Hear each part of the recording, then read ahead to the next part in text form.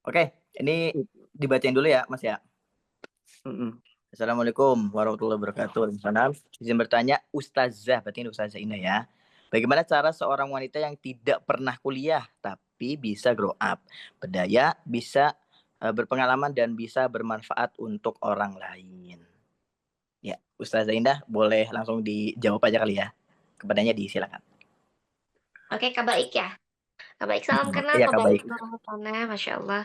Jadi, sebetulnya teman-teman, ya pertanyaannya katanya bagaimana cara seorang wanita yang tidak pernah kuliah, tapi Hmm. bisa grow up.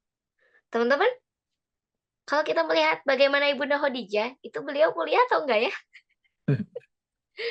Kayaknya belum Ibunda dulu Aisyah itu kuliah atau belum ada enggak? kuliah ya, Bu. Iya, Banyak Ustazah ya. sekali di dunia ini ya muslimah-muslimah yang panutan gitu kan. Mereka itu banyak yang nggak kuliah, tapi mereka berdaya. Tapi mungkin kalau melihat di, masa-masa sekarang gitu ya teman-teman, kita bukan berarti menghalalkan tidak kuliah ya, bukan dan juga bukan berarti mengharamkan yang tidak kuliah, bukan. Tapi sebetulnya, pendidikan itu tidak hanya didapatkan, tidak harus selalu didapatkan di dunia, perguruan tinggi kok teman-teman semuanya. Jadi beruntunglah teman-teman Eee, yang mengenyam pendidikan di perguruan tinggi dan lebih beruntung lagi kepada teman-teman yang belum merasakan pendidikan di dunia, di pendidikan tinggi, di perguruan tinggi. Kenapa? Karena itu tentunya di masing-masing nikmat itu berbarengan dengan ujian, ya. Masing-masing nikmat berbarengan dengan ujian. Ada orang-orang yang ketika dia diuji dengan keilmuannya, S1, S2, dan S3, maka ketika dia diberikan nikmat ilmu, dia juga diberikan juga ujian keilmuan, ya. Nah, jangan salah kalau Kak Indah sekarang mungkin mau S3 misalkan gitu kan. Jangan teman-teman mengira bahwa, ujian Kak Indah gampang lah gitu kan. Nah, jadi semakin tinggi pohon, semakin tinggi pula angin yang menerpa, seperti tapi bukan berarti kita merasa bahwa diri kita tinggi, tidak.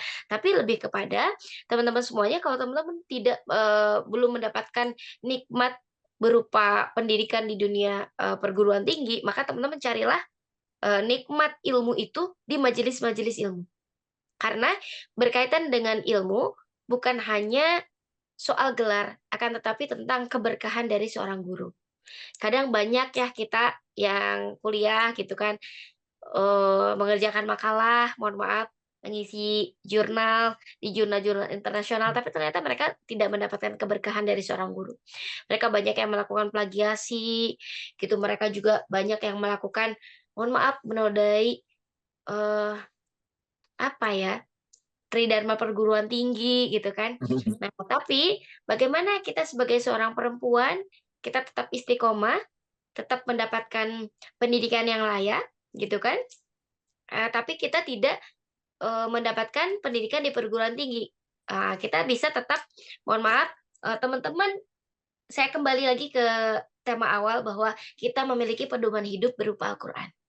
Segala hal yang berkaitan dengan, kurikulum hidup kita sebagai seorang muslimah dan sebagai seorang muslim, itu ada semuanya di dalam Al-Quran. Sudah jelas ya, Al-Quran masolih likulli zaman wa makan.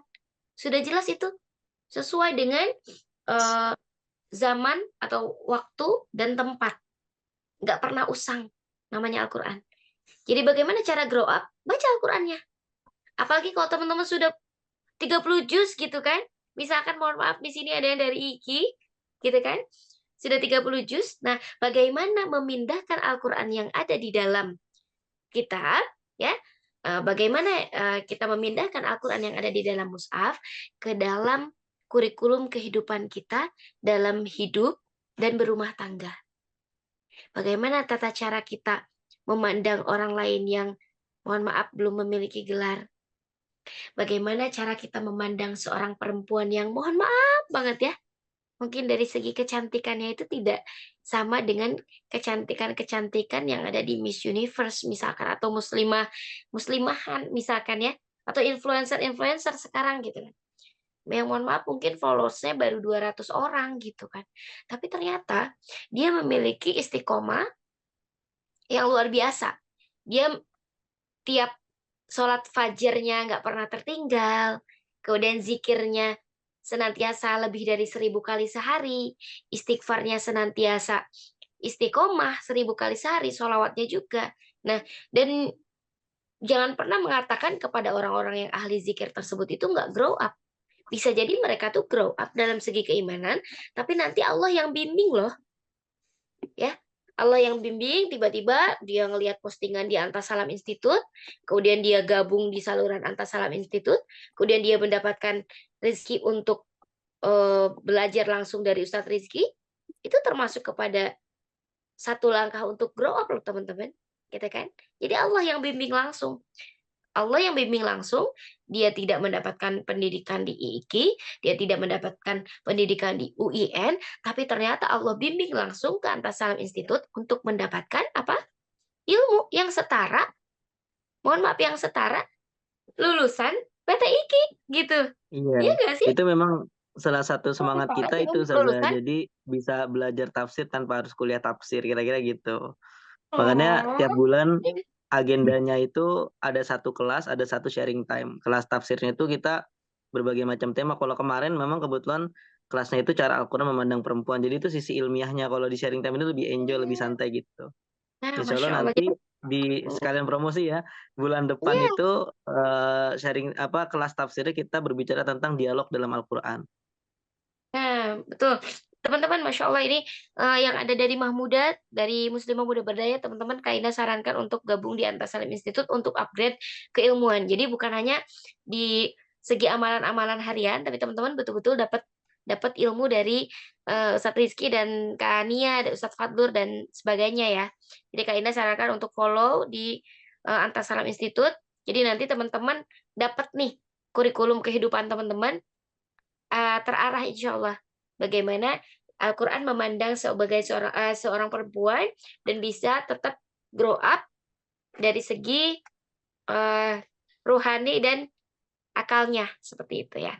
Oke, itu mungkin sudah terjawab ya Kakak. Jadi bagaimana cara grow up-nya dan kita senantiasa memiliki kalau ada kata-kata ya yang harus Kainda kutip, kun aliman au muta'aliman au mustami'an au muhibban fala takunil khamisata fatahlik.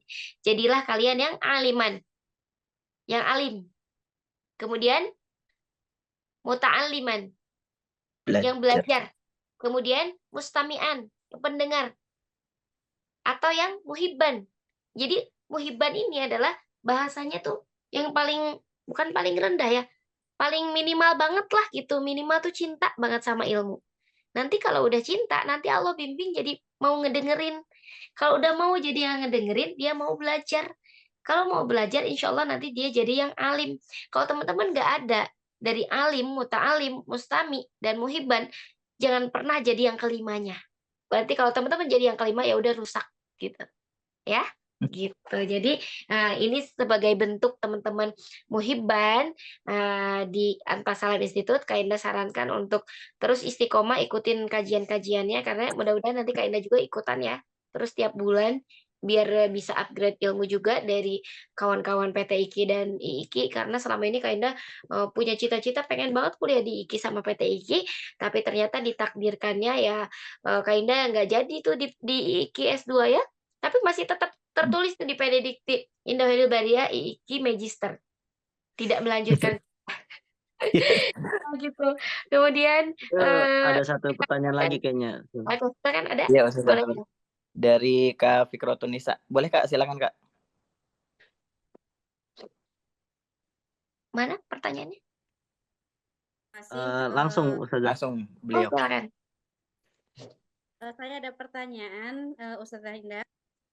Bagaimana caranya agar suami kita nanti mengizinkan kita untuk menjadi muslimah yang berdaya dan bisa melanjutkan pendidikan dan berkumpul dengan orang-orang yang untuk mengupgrade diri gitu kan. Nah, terus yang kedua juga bagaimana tips agar kita bisa mengatur waktu jika nanti kita udah mempunyai misi dan ketika kita nanti menikah dan punya anak, bagaimana kita mengatur waktu untuk melanjutkan misi yang telah kita buat itu. Terima kasih, Ustazah. Masya Allah, langsung dijawab nih Ustaz. Boleh silakan Ustazah. Thank you Kanisa untuk pertanyaannya, ini bagus sekali, sangat bagus ya. Jadi tentang bagaimana nanti ketika sudah jadi istri, sebetulnya yang perlu kita lakukan adalah tentang komunikasi. Tapi sebelum komunikasi, teman-teman betul-betul pastikan teman-teman cari imam hidup yang satu visi misi. Kalau bisa, ya. Jangan misalkan kamu maunya ke timur, tapi dia maunya ke barat. Siap-siap tuh, ya. Nanti bisa jadi antara ada perang atau ada satu orang yang harus banget ngalah untuk ikutan ke barat gitu. Nah, tapi ketika nanti ditakdirkan keinginan kita ke timur tapi suami kita ke barat, nah kita baru bisa mengkomunikasikan itu. Jadi sebelum menikah kalau bisa teman-teman, jadi ini kayak panduan untuk pranikah ya. Gak apa-apa Ustaz, sekalian. Oke, jadi kita komunikasi. Oh, Ibu katanya. Jadi mengkomunikasikan bagaimana visi misi hidup kita ketika kita setelah nikah. Kalau bisa 1 minggu sebelum teman-teman nikah tuh diurus dulu tuh visi misi hidupnya tuh seperti apa kalau bisa. Kalau bisa, karena jujur dulu suami Kak Indah itu ternyata beliau itu 1 minggu sebelum menikah, beliau itu mengobrolkan hal ini gitu loh. Dan itu baru Kak Indah sadari setelah Kak Indah menikah. Kok suamiku kok nggak kayak gitu? Ternyata dulu Kak Indah belum ngeh kalau dia tuh sedang menyamakan persepsi itu gitu. Dek, kalau nanti Abang membicarakan perempuan, Adek jangan cemburu ya. Karena Abang sedang mengajarkan Adek untuk berguru kepada mereka. Nah, ternyata pada kejadiannya setelah menikah, cemburu cemburu banget gitu kan. Nah, ternyata suami kakak doang dong kali ya, sorry.